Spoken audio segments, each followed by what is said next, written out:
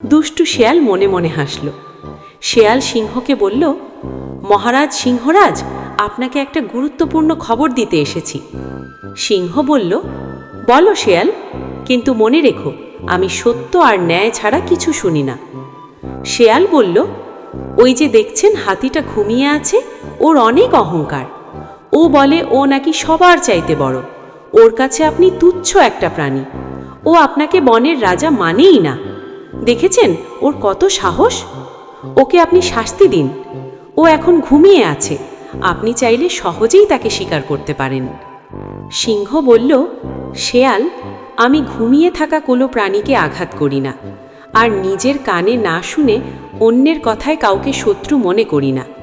হাতি কখনো আমাকে কিছু বলে নাই। ও আমাকে রাজার মতো সম্মান করে, আর আমি এ বনের রাজা, এটা সবাই মানে। তবে রাজা হওয়া মানে দুর্বলকে আঘাত করা নয়। আমি শিকার করি সাহস আর পরিশ্রম দিয়ে।